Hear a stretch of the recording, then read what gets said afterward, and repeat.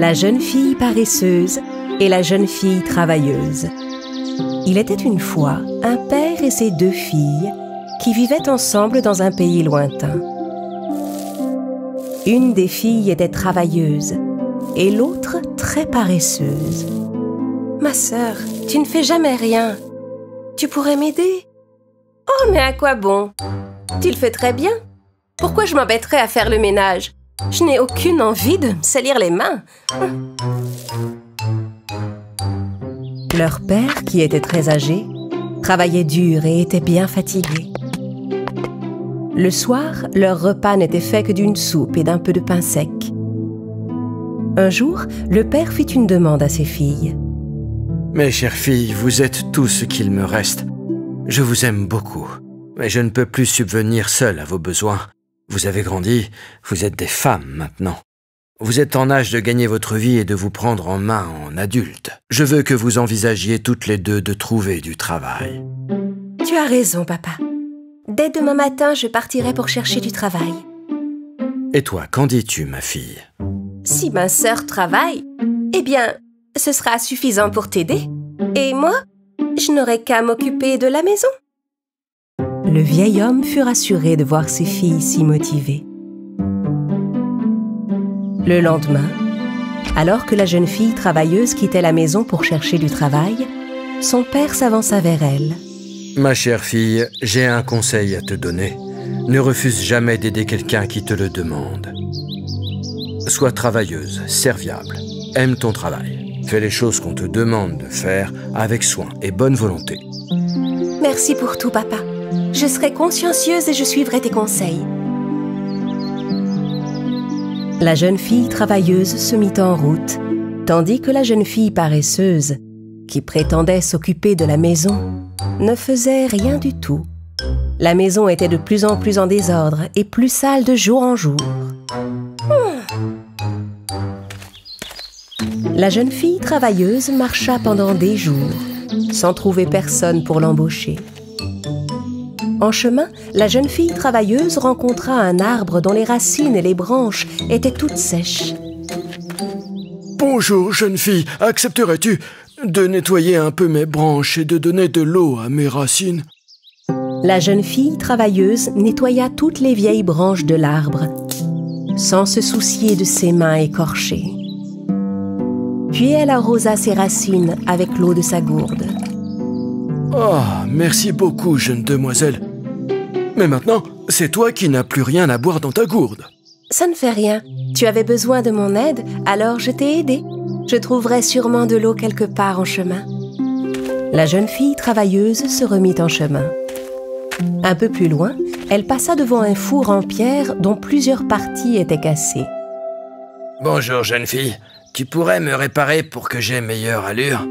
La jeune fille travailleuse ramassa de la boue par terre et reboucha toutes les fissures du four. « Merci beaucoup, jeune fille. Mais regarde, tu es toute sale à cause de moi. »« Oh non, ça ne fait rien. Ne t'en fais pas. Tu avais besoin d'aide? Alors je t'ai aidé. » La jeune fille travailleuse s'éloigna du four bien réparé et continua sa route. Au bout d'un moment, elle rencontra un petit agneau. Le petit agneau était noir comme du charbon, de la tête aux pieds. « Bonjour, jeune fille, regarde-moi. Je suis tombée dans un tas de charbon tout noir. Tu voudrais bien me laver dans l'eau du lac ?» La jeune fille travailleuse lava l'agneau avec l'eau du lac. L'agneau retrouva toute sa blancheur d'origine. « Merci beaucoup. Mais à cause de moi, tu es toute mouillée maintenant. » Tu avais besoin d'aide, alors je t'ai aidée. J'étais toute sale moi aussi. Ça m'a permis de me laver. La jeune fille travailleuse se remit en route. À la nuit tombée, elle arriva devant une somptueuse maison où vivaient 7 fées. La jeune fille travailleuse entra timidement. « Bonsoir. Je suis désolée d'entrer chez vous sans y être invitée, mais je me demandais si vous auriez du travail à me donner. » Tu peux rester ici si tu veux travailler pour nous. Nous avons 7 chambres en tout. Il faudra que tu nettoies 6 d'entre elles, chaque jour, consciencieusement, mais jamais tu ne devras entrer dans la 7e. La jeune fille accepta le travail. Elle nettoya les 6 chambres consciencieusement chaque jour, comme l'avaient demandé les fées, une année entière. Elle n'entra jamais dans la 7e chambre. Et quand elle eut gagné assez d'argent, elle demanda aux fées la permission de rentrer chez elle. « Bien sûr, jeune fille, tu peux rentrer chez toi. Tu l'as bien mérité, mais dis-moi, pourquoi n'es-tu jamais entrée dans la 7e chambre? Mon père m'a appris à faire mon travail avec soin et bonne volonté. Mon travail chez vous consistait à nettoyer 6 chambres sans entrer dans la 7e, c'est ce que j'ai fait. C'est ce que vous m'aviez demandé. On aimerait te remercier non seulement pour ton travail, mais aussi pour ton dévouement et ton honnêteté. Suis-nous. » Les fées invitèrent la jeune fille à entrer dans la 7e chambre. En ouvrant la porte, la jeune fille découvrit des tas de pièces d'or et d'argent.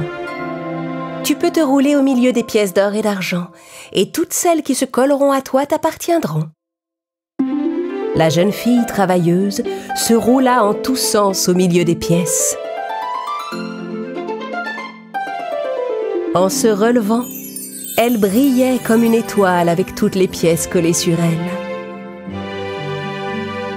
La jeune fille travailleuse dit au revoir aux fées et rentra chez elle. En chemin, elle rencontra l'agneau qu'elle avait lavé. Il était couvert de perles. « Je n'ai pas oublié l'aide que tu m'as apportée, jeune fille. Serre-toi, prends autant de perles que tu veux. » La jeune fille travailleuse remercia l'agneau, passa des perles autour de son cou et de ses poignets, puis se remit en route. Elle passa devant le four en pierre qu'elle avait réparé. « Je n'ai pas oublié l'aide que tu m'as apportée, jeune fille. Serre-toi, prends tout le pain chaud, tous les gâteaux que tu veux. » La jeune fille travailleuse mangea un morceau de pain cuit dans le four et en emporta avec elle pour rentrer à la maison. Un peu plus loin, elle vit l'arbre qu'elle avait arrosé. Il était couvert de fruits. « Approche, jeune fille. Je n'ai pas oublié l'aide que tu m'as apportée. Serre-toi, bois, prends tout le jus de fruits que tu veux. » La jeune fille travailleuse le remercia et but une gorgée de jus avant de repartir. « Merci beaucoup. Quelle aventure fructueuse !»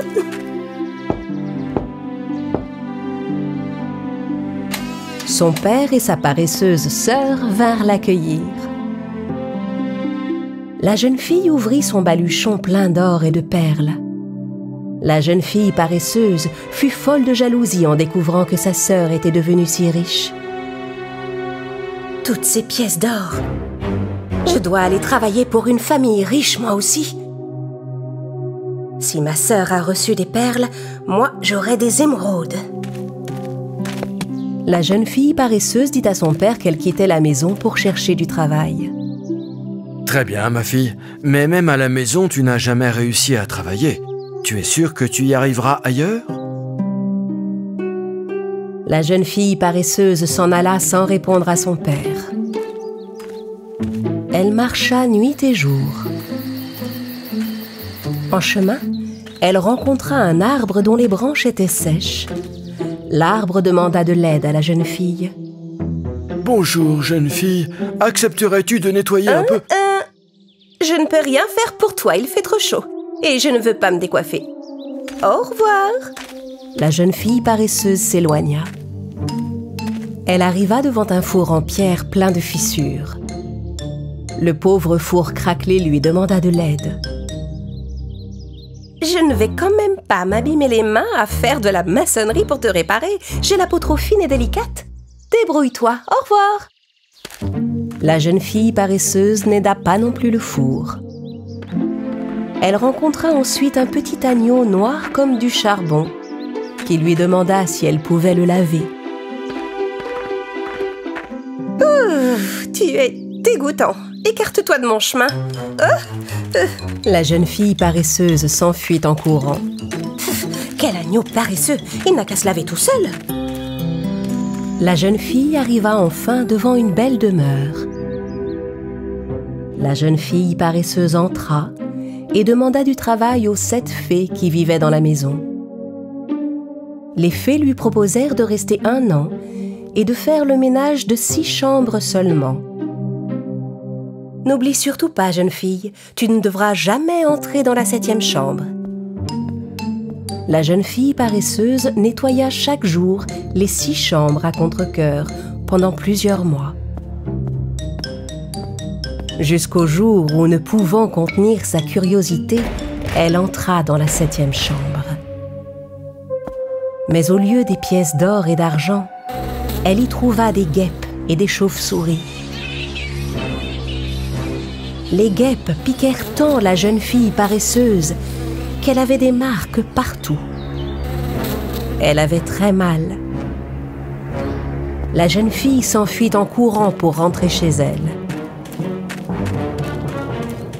En chemin, elle croisa l'agneau qu'elle avait refusé de laver. Il était couvert de perles. La jeune fille essaya de l'attraper pour lui prendre des perles, mais l'agneau s'enfuit en courant. La jeune fille reprit sa route, épuisée. Elle arriva devant le four en pierre qu'elle avait refusé de réparer. De beaux pains tout chauds étaient posés devant. Quand la jeune fille essaya d'en prendre, le four chauffa et la jeune fille paresseuse se brûla les mains. En s'enfuyant, la jeune fille passa devant l'arbre qu'elle avait refusé d'arroser. Les branches de l'arbre étaient couvertes de fruits. Quand la jeune fille paresseuse essaya d'en cueillir, l'arbre se pencha en arrière. La jeune fille alla de l'autre côté, mais l'arbre se pencha dans l'autre sens.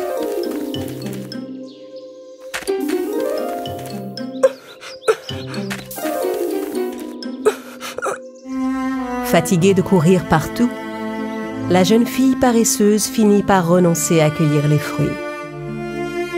Elle marcha 2 jours de suite sans s'arrêter et arriva enfin chez elle. En la voyant arriver, les vêtements sales et couvertes de plaies, son père et sa sœur furent stupéfaits. Pleine de remords, la jeune fille leur raconta ses mésaventures. « Je ne peux pas croire que ça fasse aussi mal. J'aurais dû les écouter, me voilà bien punie. Ma très chère sœur, tu comprends maintenant combien il est important de ne pas ménager sa peine. Rappelle-toi, ma fille, si tu travailles dur, avec honnêteté et bonne volonté, tu seras tôt ou tard récompensée, mon enfant. » À partir de ce jour, la jeune fille ne fut plus jamais paresseuse. Les 2 sœurs travaillèrent dur toutes les 2 et en furent bien récompensées.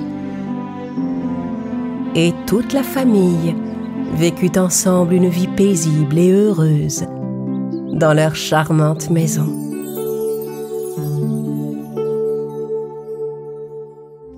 La fille paresseuse et les chaussons rouges magiques. Il était une fois une jeune fille paresseuse qui vivait dans une petite ville et qui ne voulait jamais travailler. Elle préférait passer ses journées à rêver assise devant son miroir. Elle se plaignait tout le temps de ses vieux vêtements, mais ne faisait rien pour pouvoir s'en acheter de nouveaux. Un jour, la jeune fille paresseuse alla en centre-ville. En passant devant les vitrines des magasins, elle bouscula une jeune fille nommée Karen. Les 2 jeunes filles tombèrent par terre. Les chaussons rouges de Karen attirèrent l'attention de la jeune fille paresseuse. C'étaient les chaussons dont elle avait toujours rêvé. « Quels beaux chaussons! Je les trouve absolument magnifiques! »« Oh, c'est vrai? Merci beaucoup. Oui, moi aussi, je dois dire que je les aime énormément. Tu veux bien me dire où je peux trouver des chaussons comme les tiens? » Karen lui expliqua que ces chaussons étaient des exemplaires uniques et qu'ils avaient été faits pour elle. La fille paresseuse fut très déçue d'entendre cela. « Voici ce que je te propose. Si tu m'apportes 3 sacs d'or, je veux bien te laisser mes chaussons rouges. » La fille paresseuse accepta la proposition. Elle disait être très riche, mais elle ne possédait pas autant d'or. La fille paresseuse n'avait jamais travaillé de sa vie.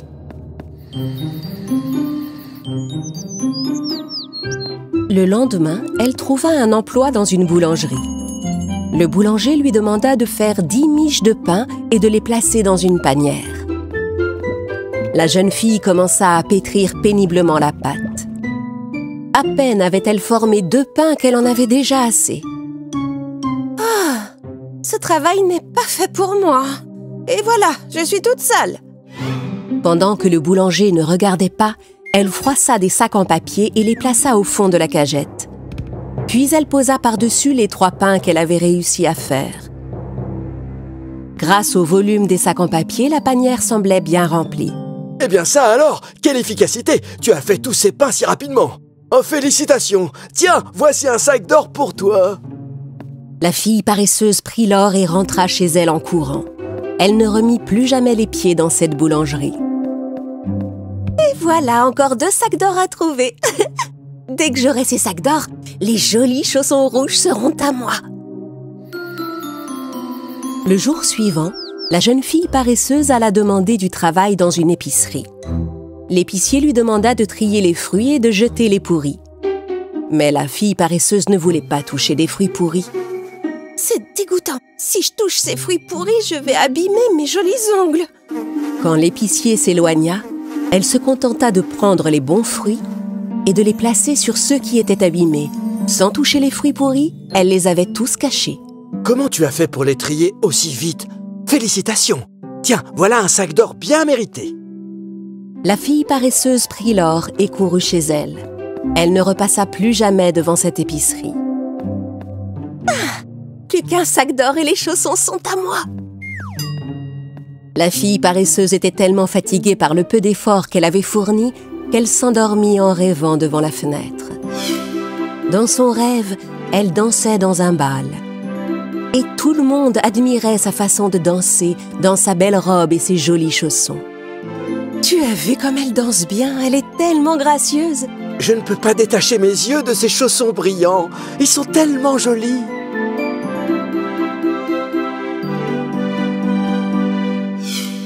La fille paresseuse se réveilla brusquement. Ah, je dois encore duper une dernière personne et j'aurai mon 3e sac d'or pour les chaussons. Elle retourna aussitôt en ville. Cette fois, elle trouva un emploi chez une couturière qui lui demanda de réparer des vêtements en cousant dessus des pièces de tissu de la même couleur. Mais la fille paresseuse prit des morceaux de tissu de n'importe quelle couleur et ne prit pas la peine de les coudre correctement. Ah, je n'arrête pas de me piquer avec cette aiguille. Oh, ça suffit, j'en ai fait assez. La jeune fille rassembla les vêtements abîmés et les cacha dans un coin. Quand la couturière demanda des nouvelles de son travail, la jeune fille lui dit que les clients étaient passés récupérer leurs vêtements et qu'ils étaient très satisfaits. « Oh, mais c'est formidable! Beau travail! Voilà pour toi, prends ce sac d'or. C'est un salaire amplement mérité. » La fille paresseuse prit l'or et courut chez elle. Elle ne retourna plus jamais chez la couturière. Elle rassembla ses 3 sacs d'or et alla aussitôt trouver Karen. Regarde, j'ai les 3 sacs d'or. J'ai travaillé dur pour les gagner. Et maintenant, donne-moi les chaussons. Karen prit les sacs d'or et remit une boîte contenant les chaussons à la fille paresseuse. Oh, juste une chose, j'avais oublié de t'en parler. Ce sont des chaussons magiques. Ils ne font aucun mal aux personnes honnêtes et travailleuses. La fille paresseuse ne fit pas attention aux paroles de Karen. Elle se dépêcha d'enfiler ses nouveaux chaussons. Elle était si heureuse qu'elle se mit à danser dans la rue. Elle aperçut une belle robe dans une vitrine. Elle voulut prendre un moment pour la regarder, mais les chaussons ne voulaient pas s'arrêter. Mais qu'est-ce qui se passe? Je ne peux pas m'arrêter. Aidez-moi! À l'aide! Les passants et les commerçants regardaient avec stupéfaction la jeune fille danser et sauter. Regardez, ce n'est pas la fille paresseuse qui nous a dupés. Mais oui, c'est la fille paresseuse. Cette fille m'a escroqué, moi aussi. Les chaussons firent danser la fille paresseuse dans la rue pendant des heures.